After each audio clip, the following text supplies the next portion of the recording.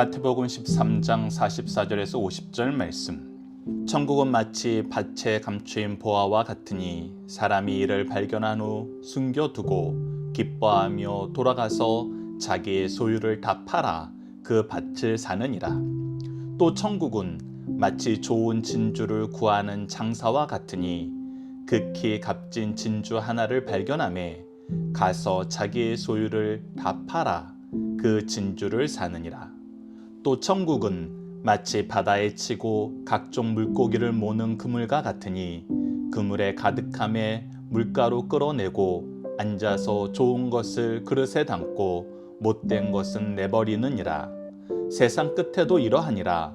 천사들이 와서 의인 중에서 악인을 갈라내어 불뭇불에 던져 넣으리니 거기서 울며 이를 갈리라. 아멘. 안녕하세요. 승리한상 가족 여러분, 그리고 강성성경연구원 여러분, 오늘은 마태복음 74강으로 마태복음 13장 44절에서 50절을 하나님 나라의 축복에 참여하는 것은 무엇보다 귀하다라는 제목으로 함께 말씀을 나누도록 하겠습니다. 승리한 삶은 박열 목사님의 구속사로 조망한 성경 연속 강해 집을 통해서 편집이 되어 있고요.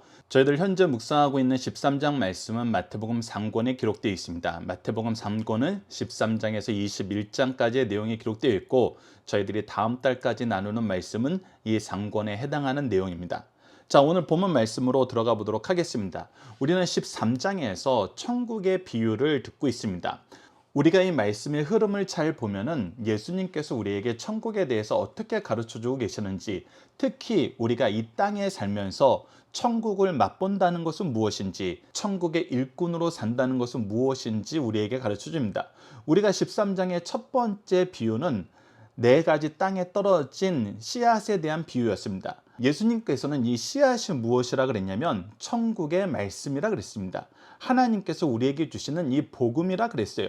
그래서 이 복음을 받아들이는 마음밭에 따라서 그것이 결실하게 됨을 우리에게 보여줍니다. 그리고 나서 곡식과 가라지의 비유를 통해서 천국의 말씀을 받아 결실하는 교회가 항상 이 곡식을 맺는, 결실하는 곡식만 있는 것이 아니라 가라지도 있다는 것을 가르쳐 줍니다.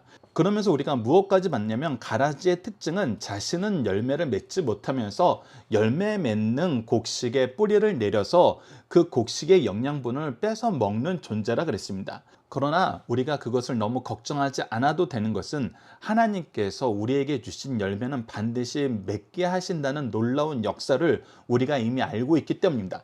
그 역사를 우리에게 설명해 주는 비유가 바로 겨자씨와 누룩의 비유였습니다. 하나님께서는 하나님의 종들을 통해서 천국의 역사를 세상이 경험하게 할 만큼 크게 이루십니다. 그래서 천국의 모델인 교회를 통해서 온 세계가 복을 누리게 되고 온 사회가 변화되는 놀라운 역사를 우리가 경험하게 됨을, 세상이 경험하게 됨을, 우리를 통해서 이 일을 이루심을 우리가 확인할 수 있었습니다. 그래서 이 천국의 은혜를 알게 되는 사람들, 천국의 말씀에서 열매 맺고 천국의 일꾼으로 이 세상을 사는 사람들과 함께 지내면서 천국을 맛본 사람들은 천국을 어떻게 생각하느냐는 것입니다. 어떤 사람들은 얌체처럼 가라지로 사는 것이 이 세상에선 더 좋아, 이렇게 생각할 수 있습니다. 그러나 그들의 결국은 심판이었다는 것을 우리가 알게 됩니다. 그리고 천국의 말씀은, 예수님의 복음에 씨앗된 종들의 삶은 이 세상에서만 그 누림이 끝나는 것이 아닙니다. 오히려 이 세상과 비교가 되지 않는 천국에서의 삶, 천국에서의 상급, 천국에서의 평화와 기쁨과 영광과 완전한 승리가 기다리고 있습니다. 그래서 이것을 아는 것, 이것을 따라가는 것은 너무나 지혜로운 것이고, 너무나 당연한 것이고, 너무나 행복한 것이고, 너무나 절실한 것입니다. 오늘 본문 말씀은 그것을 가르쳐주고 있습니다. 오늘 말씀은 계속해서 천국에 대해서, 이것의 가치를 아는 사람들이 얼마나 이것을 소중하게 여기는지에 대해서, 그리고 이것을 끝까지 지키는 것이 얼마나 중요한지에 대해서 우리에게 가르쳐주고 있습니다. 우선 오늘 본문에는 3가지 비유가 나옵니다. 첫 번째는 밭에 감추인 보화를 비유로 천국을 가르쳐 주시고, 두 번째는 귀한 진주를 통해서 천국을 가르쳐 주십니다. 이 두 단락은 우리가 함께 말씀을 나누도록 하겠습니다. 자, 두 단락에 대한 질문은 다음과 같습니다. 천국, 복음의 가치를 아는 사람들은 어떠한 선택을 하나요? 자, 우리가 계속해서 천국에 대해서 묵상을 할 때 특히 마태복음에서의 천국을 하나님의 통치의 개념으로 보면은 우리가 더욱 이해하기 쉽다라고 계속해서 말씀을 나누고 있습니다. 오늘 본문 말씀도 하나님의 통치는 하나님의 말씀을 따르는 것입니다. 하나님의 말씀이 기준이 되어서 하나님의 뜻대로 사는 것입니다. 그런데 이것이 얼마나 좋은 것이냐면, 이렇게 사는 것이 얼마나 행복한 것이냐면 바로 44절과 46절의 말씀처럼 행복한 것이라는 것입니다. 자, 44절 먼저 봅시다. 천국은 마치 밭에 감추인 보화 같으니. 자, 밭이라는 것은 이 세상에서 볼 때는 가장 좋은 것 중에 하나예요. 현대 사회에서도 땅을 소유한다는 것은 정말 기쁜 일이고 오래도록 자랑할 만한 일이고, 특히 소유한 땅이 계속 대를 이어서 기업으로 물려줄 수 있다 그럴 때는 이것보다 더 좋은 것이 없어요. 이거는 고대 사회에서도 마찬가지고 이스라엘 민족에게는 더더욱 중요한 거였습니다. 하나님께서 아브라함에게 떠나라 했을 때 하나님께서 두 가지 약속을 주셨어요. 바로 땅을 주시고 자녀를 주시는 거였어요. 그리고 이 땅을 갖게 하시는 역사는 출애굽의 역사에서 가나안을 바라보면서 들어가게 하는데 가장 아름다운 모습이었어요. 가장 중요한 이정표였고 반드시 성취되어야 될 언약이었어요. 그리고 하나님께서는 이 기업을 계속해서 계승해 나가는 것을 굉장히 중요하게 여기셨어요. 그래서 이것은 성경에서도 이 사회에서도 중요하게 여겨지는 거예요. 그런데 우리가 중요하게 봐야 되는 것은 무엇이냐면, 밭은 우리에게 너무나 좋고 너무나 중요한 것인데 이 밭이 가지고 있는 한계도 분명히 있다는 것입니다. 그런데 이 한계를 뛰어넘게 하는 놀라운 가치가 바로 우리 성도들에게 주어지는데, 그것이 무엇이냐면 감추인 보화가 있는 밭이에요. 감추인 보화가 있는 밭을 우리가 발견한 거예요. 하나님이 우리에게 주시고자 하시는 밭은 그냥 밭, 땅으로서의 한계에서 끝나는 것이 아니라 감추인 보화가 있어서 이 밭의 가치를 뛰어넘게 하는, 이 밭의 가치보다 훨씬 더 중요한 가치가 있는 곳이 바로 천국이란 곳이란 거예요. 하나님 나라라는 거예요. 그래서 그냥 우리가 밭도 너무나 좋은데 이 보화가 감추어진 밭이라면은 우리가 이 밭을 갖고 싶겠어요? 안 갖고 싶겠어요? 모든 사람들이 밭을 찾아다녀요. 밭을 소유하고 싶어 해요. 근데 하나님께서 천국은 어떤 밭인지를 얘기해 주는데 바로 감추인 보화가 있는 밭이라는 거예요. 우리 인생들은 항상 어느 땅인가에 정착하고 그것을 우리의 기업으로 이어지게 하기 위해서 살아요. 근데 여러분들은 어느 밭을 선택하고 있냐는 것입니다. 세상적인 기준으로 이 밭이 좋아요, 저 밭이 좋아요. 이런 걸 하려면 이쪽 밭이 좋아요, 저런 걸 하려면 저쪽 밭이 좋아요. 다 맞는 얘기예요. 우리가 장사를 하려면 이런 몫을 찾아야 돼요. 우리가 작물을 캐려면 이런 밭을 찾아야 돼요. 우리가 어떤 건물을 지으려면 이런 조건이 충족된 데가 너무나 좋아요 하면서 여러 가지 밭을 우리는 찾아요. 근데 이 모든 것을 다 합친 것보다 더 놀라운 것이 무엇이냐면 바로 보화가 감추인 밭이에요. 여러분, 현대 사회에서도 우리가 나라별로 가지고 있는 특징을 보면서 이 어마어마한 자원을 가지고 있는 땅을 보면은 그것이 어떤 장사하는데 못이 좋건 말건, 아니면 뭐 건물을 짓기에 입지 조건이 좋건 나쁘건 이런 것 전부 뒤집어 엎을 만큼 어마어마한 가치를 가진 땅으로 변모하는 걸 보게 되잖아요. 석유가 나오던 가스가 나오던 광물이 나오던 이런 것이 나오는 땅을 가지게 되면은 우리가 기존에 가지고 있던 땅에 대한 개념을 뛰어넘는 어마어마한 가치를 소유한 땅으로 우리가 평가를 해주잖아요. 그것처럼 천국은 우리가 세상에서 경험하는 일반 땅이 아니라는 거예요. 감추인 보화가 있는 땅이라는 거예요. 그렇기 때문에 이 천국의 가치를 아는 사람들은 이것을 발견하면 어떻게 해요? 두고 기뻐해요. 그리고 빨리 이것을 어떻게 해요? 자기 소유를 다 팔아서라도 그것을 가지고 싶어 해요. 내가 다른 땅이 다 많아요. 근데 이것들을 다 팔아서라도 이 땅 하나 사면 된다는 거예요. 이 땅 하나 소유하면은 다른 모든 것을 소유한 것보다 훨씬 더 큰 가치라는 거예요. 이것이 지금 천국을 우리에게 가르쳐 주시면서 예수님께서 최종적으로 우리에게 얘기해 주시는 것입니다. 동일하게 45절에서 46절도 이 천국을 좋은 진주에 비유해 주고 있어요. 또 천국은 마치 좋은 진주를 구하는 장사 같으니 내가 이제 무엇인가 가치를 볼 수 있게 됐어요. 천국의 말씀을 받아서 30배, 60배, 100배의 결실을 맺게 되고 알곡으로서 자라게 되고 겨자씨와 누룩과 같은 놀라운 축복의 역사를 내가 이제 경험하고 나서는 하나님이 보시기에 좋은 것이 나에게도 너무나 좋은 것이고 하나님이 우리에게 주시려는 것이 나에게 가장 값지다는 걸 알게 돼요. 그래서 하나님이 우리에게 궁극적으로 주시고자 하시는 이 천국의 역사가, 천국을 계승하는 삶이 우리에게 너무 좋다는 걸 알게 돼요. 그래서 극히 값진 진주 하나를 발견하게 되면, 바로 이 가치를 발견하게 되면, 천국의 가치를 발견하게 되면은 이 가치를 진정으로 알 수 있는 영적 지혜가 있는 사람, 영적 통찰력이 있는 사람, 그 마음이 민첩하고 하나님을 아는 지혜가 있는 사람은 자기 소유를 다 팔아 그 진주를 사는 삶을 살게 된다고요. 왜? 이것이 우리에게 훨씬 더 좋은 것이기 때문에. 그러나 이 가치를 모르는 사람들은 밭을 사도 세상 사람들이 얘기하는 여러 가지 조건에 맞는 밭을 사려고 그러고 진주 같은 것을 찾으려고 하지도 않아요. 우리가 이 부분을 함께 묵상할 말씀을 통해서 좀 더 보도록 하겠습니다. 요한복음 1장 16절을 보시죠. 우리는 다 그의 충만한 데서 받으니 은혜 위에 은혜로라. 자, 이 보화를 알아본다는 거, 이 진주를 알아본다는 것은 우리가 무엇을 깨닫게 된다는 거냐면 하나님의 은혜가 무엇인지 깨닫게 되는 거예요. 하나님이 우리에게 값없이 주시려는 이 놀라운 은혜가 무엇인지를 아는 사람들은 이것이 얼마나 가치 있고 감사하고 놀라운 것인지 알게 돼요. 계속해서 보십시다. 골로새서 2장 2절에서 3절입니다. 이는 그들의 마음에 위안을 받고 사랑 안에서 연합하여 확실한 이해의 모든 풍성함과 하나님의 비밀이 그리스도를 깨닫게 하려 함이니. 그래서 이 보화가, 이 진주가 얼마나 기냐냐면 우리가 이것으로 말미암아 위안도 받고 사랑 안에서 서로 연합하게 되고 하나님의 구속사를 알아서 그리스도를 깨닫게 하는 모든 지혜의 풍성함으로 우리가 채워지게 돼요. 그래서 그 안에는 지혜와 지식의 모든 보화가 감춰져 있느니라. 그래서 이것을 아는 충만함 속에서 우리가 세상에 복을 전하는 사람이 되는 거거든요. 은혜를 전하는 사람이 되는 거예요. 우리를 완전히 새롭게 하시는, 우리를 놀랍게 성장하게 하시는 하나님의 보화로 우리 삶이 채워지는 것을 경험하게 되거든요. 그래서 이 경험을 한 사람들은 여기서 벗어나질 못해요. 왜? 이것보다 더 좋은 게 우리 세상에 없으니까. 근데 이것을 경험하지 못하는 사람들, 이 지혜의 풍성함을, 이 은혜의 풍요로움을 경험하지 못한 자들은 이것이 좋은 줄 모르니까 엉뚱한 데서 자기의 상실을 채우려고 그러잖아요.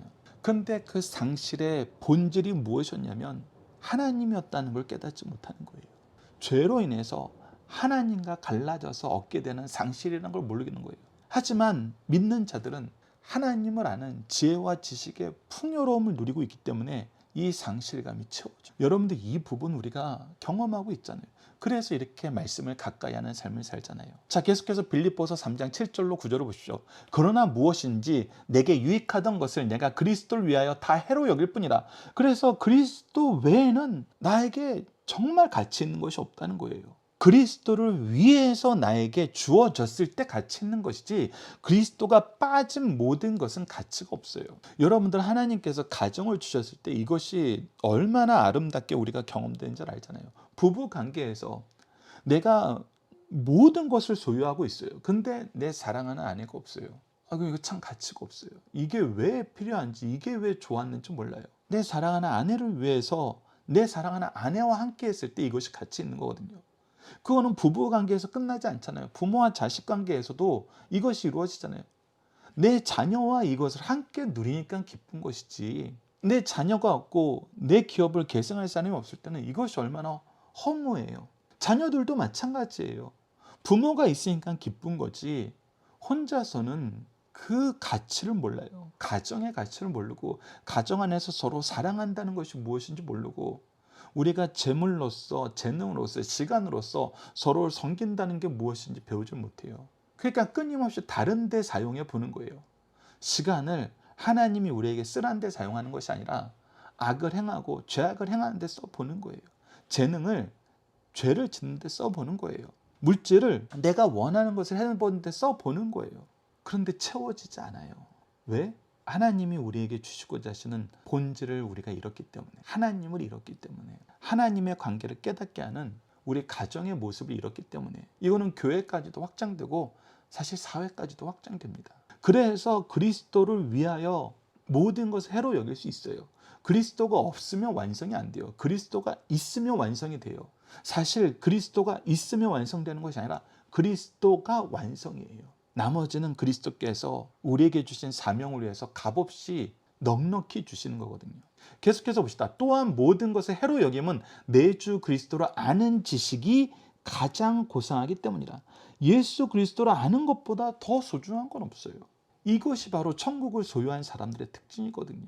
내가 그를 위하여 모든 것을 잃어버리고 배설물로 여기면 그리스도를 얻고 그 안에서 발견되려 함이니, 내가 그리스도 안에서 발견되는 거예요. 그리스도로 말미암아 내가 누구인지 바로 알게 되는 거예요. 내가 어떤 존재인지 깨닫게 되는 거예요. 내가 하나님의 자녀, 내가 하나님의 백성, 내가 하나님의 일꾼, 내가 하나님이 세우신 선지자, 제사장, 왕 되는 것은 바로 예수 그리스도를 통해서 예수 그리스도 안에서만 우리가 발견되는 거예요. 내가 가진 은은 율법에서 난 것이 아니요 오직 그리스도를 믿음으로 말미암은 것이니 곧 믿음으로 하나님께로부터 나느라. 그런데 이 모든 것이 하나님의 은혜의 역사였다는 걸 우리가 경험하게 된 거거든요. 고백하게 되는 겁니다. 계속해서 시편 105편 3절로 4절을 봅시다. 그의 거룩한 이름을 자랑하라. 여호와를 구하는 자들은 마음이 즐거울지로다. 그 거룩한 이름을 자랑하는 것이 우리가 경험하기에는 참된 기쁨이라는 거예요. 참된 즐거움이라는 거예요. 여호와와 그의 능력을 구할지어다. 그래서 그의 능력, 그의 보화, 그의 진주를 소유하는 것이 우리에게 너무나 행복한 것이란 거예요. 그래서 그의 얼굴을 항상 구하는 것이 우리에게 가장 아름다운 모습입니다. 가장 가치 있는 모습이라는 거예요. 자, 그래서 첫 번째 질문 다시 한번 우리가 확인해 보도록 하겠습니다. 천국, 즉 복음의 가치를 아는 사람들은 어떠한 선택을 하나요? 이것을 얻는데 우리의 모든 것을 받고도 아깝지가 않은 거예요. 왜? 이것은 그보다 더 훌륭하니까. 이것은 그 어떤 것보다 너무나 소중한 것이니까. 가치 있는 것이니까. 우리를 참된 복으로, 참된 행복으로, 참된 생명으로 인도해 주니까. 자, 두 번째 단락을 봅시다. 47절에서 50절입니다. 그런데 이것을 여전히 소중하게 여기는 자와 소중하게 여기지 않는 자가 교회 안에 혼재되어 있습니다. 그래서 두 번째 단락의 질문을 먼저 확인해 보면 복음의 그물 안에 있으면서도 못된 상태가 되는 이유는 무엇입니까? 자, 47절부터 봅시다. 또 천국은 마치 바다에 치고 각종 물고기를 모으는 그물 같으니. 그래서 이 천국의 그물 안에서 우리가 들어옴을 얻었어요. 교회가 가라지를 받아들이는 이유는 뭐예요? 그 문이 열려 있었기 때문이에요. 그리고 이것은 우리가 한 단계 더 들어가 보면은 하나님의 사랑을 경험할 수 있는 거예요. 하나님께서는 가라지를 곡식으로 만들고 싶어 하세요. 하나님은 이 가라지도 교회의 복을 누리면서 하나님을 알기를 원하세요. 그것을 우리에게 가르쳐 주는 것이 바로 이 그물과 같은 천국의 모습이란 것입니다. 하나님께서는 이 그물 안에 다 들어오게 하세요. 그래서 48절을 보시죠. 그물에 가득함에 물가로 끌어내고 앉아서 좋은 것은 그릇에 담고 못된 것은 내어버리느니라. 그런데 이 그물에 담겨 있을 때 이 그물 안에 있는 것을 기뻐하고 이 그물을 통해서 우리가 새 생명으로 나아가게 됨을 즐거워하면은 우리가 이 안에서 기쁨을 누리면서 살게 되고 이 안에 들어오게 됨을 오히려 우리가 구원의 방주에 들어감으로 알고 감사하게 되는데 그렇지 못한 삶을 살게 되는 거예요. 그래서 하나님께서 어떻게 하세요? 49절 보시죠. 세상 끝에도 이러하리라. 천사들이 와서 의인 중에서 악인을 갈라내어 풀무불에 던져 넣으리니 거기서 울며 이를 갈리라. 울며 이를 가는 것밖에 그들에게는 남아있지 않아요. 이 말씀이 우리에게 너무나 두렵고 또 우리 스스로를 돌아보면서 겸손하게 하는 것은 무엇이냐면 이들이 끝까지 회개하지 않았다는 거예요. 끝까지 하나님 앞에 무릎 꿇지 않았다는 거예요. 우리가 마태복음의 역사에서 가장 중요한 키워드는 회개하라, 천국에 가까웠는 일이었어요. 회개하는 것. 그래서 하나님 앞에 내가 죄인임을 고백하면서 애통하는 것부터 우리의 천국의 복음은 시작돼요. 천국의 역사는 시작돼요. 그래서 우리가 하나님 앞에 죄인임을 인식하고 그 앞에 겸손히 무릎 꿇고 은혜를 간구하는 것보다 더 중요한 건 없어요. 그런데 그러지 못하니까 풀무불에 던져 넣어지는 그 상황에도 이를 갈잖아요. 이를 갈아요. 그럼 누구를 향해서 이를 가는 걸까요? 주인이신 하나님을 향하여 이를 가는 거예요. 끝까지 하나님을 인정하지 않는 거예요. 이 완악함, 이 교만함, 이것을 우리가 주의해야 된다는 것입니다. 함께 묵상할 말씀을 통해서 좀 더 보도록 하겠습니다. 자, 잠언 12장 15절을 봅시다. 미련한 자는 자기 행위를 바른 줄로 여기나 지혜로운 자는 권고를 듣느니라. 이들은 자기 행위가 바르다고 생각해요. 나 죄 없는데? 나보다 못한 사람 많은데? 나 정도면 괜찮았지. 이 얘기를 계속하는 거예요. 너라면 안 그랬을 것 같아? 이 얘기를 하는 거예요. 그런데 이것은 끊임없이 우리가 무엇이라고 얘기하는 거냐면 하나님 앞에 있지 못하다는 거예요. 하나님 앞에 있어야 되는데 하나님 앞에 있지 않은, 여전히 자기보다 못한 사람, 자기가 무시할 수 있는 사람, 사람을 보고 자기의 행위를 결정하려고 그래요. 그런데 그때는 항상 내가 신이 돼요. 내가 재판관이 돼요. 그것을 우리가 벗어나야 된다는 것입니다. 잠언 27장 22절을 보시죠. 미련한 자를 곡물과 함께 절구에 넣고 공유를 찔지라도 그의 미련은 벗겨지지 아니하니라. 우리가 이를 갈리라 라는 이 말씀하고 연결해서 보면은 너무나 마음이 아프죠. 끝까지 회개하지 못한다는 거, 이 마음의 완악함이 제거되지 않는다는 거, 우리가 그렇지 않나. 항상 우리가 겸손히 하나님께 기도하면서 이 완악함 버리게 해달라고 우리가 절실하게 매달려야 됩니다. 계속해서 로마서 12장 19절로 20절을 보시죠. 내 사랑하는 자들아, 너희가 친히 원수를 갚지 말고 하나님의 진노하심에 맡기라. 기록되었을 때 원수를 갚는 것이 내게 있으니 내가 갚으리라고 주께서 말씀하시니라. 그래서 우리가 이 완악함을 버리고 이를 가는 분노를 버릴 수 있는 것은 무엇이냐면, 우리의 원수를 대할 때도 진노함으로, 복수심으로 그들을 대하지 말고 이 모든 것을 하나님께 맡기라는 거예요. 그리고 너희들은 무엇을 해라? 내 원수가 줄이거든 먹이고 목마르거든 마시게 하라. 뭐 하는 거예요? 그리스도의 마음, 그리스도의 마음으로 대하라. 너희들이 그리스도를 거역하였을 때, 너희들이 그리스도를 알지 못하였을 때 그리스도께서 은혜로 값없이 너희들을 위하여 죽으셨던 것처럼, 너희들을 끝까지 사랑하셨던 것처럼 너희들도 그 은혜 안에서 은혜를 베푸면서 살아라. 그리스도의 마음으로 살아라. 그리스도의 길을 가라. 그러면은 결과적으로 그리함으로 내가 숯불을 그 머리에 쌓아놓으리니, 그래서 오히려 그의 죄악이 얼마나 심한지가 오히려 드러나게 된다는 거예요. 우리의 은혜를 받고 회개하는 역사가 있다면 우리에게 이보다 더 값지고 감사한 일은 없어요. 하나님의 역사가 일어나는 거고 우리에게 열매가 맺혀지는 거거든요. 그러나 반대의 경우도 있잖아요. 끝까지 우리의 봉사와 수고와 섬김의 대상이 되어서 이 모든 것을 다 누림에도 불구하고 끝까지 우리에게 악을 행하는 사람도 있잖아요. 그런데 그것은 오히려 무엇하는 것이 된다? 그 머리에 숯불을 올려놓은 것이 된다. 왜? 하나님이 보시기에도 사람이 보기에도 누가 악한지는 바로 드러나기 때문이에요. 한쪽은 끊임없이 선을 행하는데 한쪽은 끊임없이 악을 행해요. 그건 나중에 하나님께서 이거 다 정산하신다는 거예요. 그래서 악에게 지지 말고 선으로 악을 이기려는 말씀이 너무나 중요하다는 것입니다. 우리가 천국의 자녀로서 산다는 것은 바로 교회 안에서 하나님이 좋아하시는 좋은 물고기로, 좋은 열매로 산다는 것은 바로 선으로 악을 이기는 삶. 악에게 진다는 것은 악을 물리치기 위해서 우리도 악해져야 돼. 이게 바로 악에게 지는 거예요. 근데 악을 행하는 자에게도 끝까지 선을 대할 수 있는 거, 이것이 바로 이기는 거라는 겁니다. 마지막 데살로니가 후서 1장 7절에서 10절도 봅시다.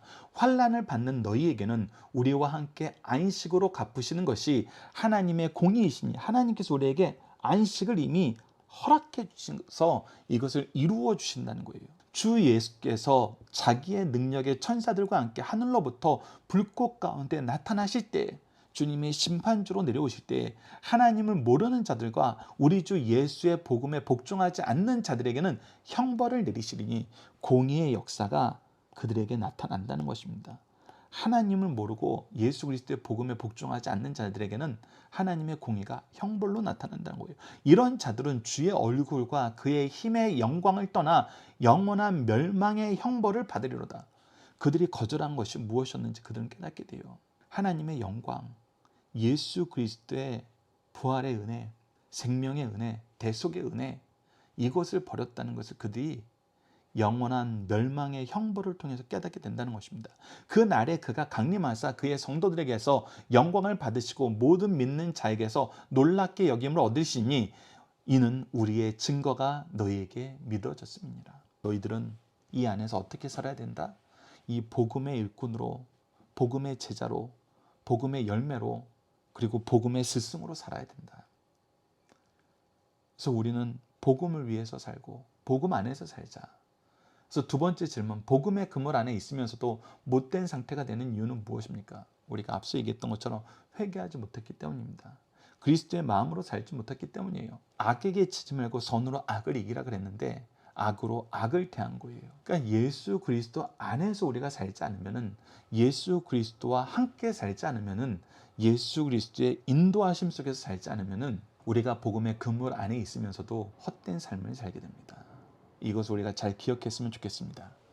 자, 이제 문답으로 나눈 중심사상을 하나씩 확인해 보도록 하겠습니다. 첫 번째는 천국과 같은 보화는 무엇이며 이것을 소유한 자들은 어떤 사람들입니까? 라는 것입니다. 천국과 같은 보화는 예수 그리스도, 교회이고 이것을 소유한 자들은 내 모든 것을 다 팔아서라도 주님을 모신 사람들입니다. 세상 일에 충실하게 살다가 예기치 못한 경우에 복음을 발견하게 됩니다. 이때 그 사람은 성품에 따라 복음의 가치를 깨닫게 됩니다. 우리가 네 가지 밭의 내용을 통해서 확인할 수 있었던 것이죠. 그리고 지상교회의 구성원이 되는 특권과 하늘나라에 들어가게 된 것의 가치를 그 누구보다도 크고 깊게 깨닫고 자기의 모든 것, 시간과 재능과 물질을 투자하여 그 영예와 특권을 누리게 됩니다.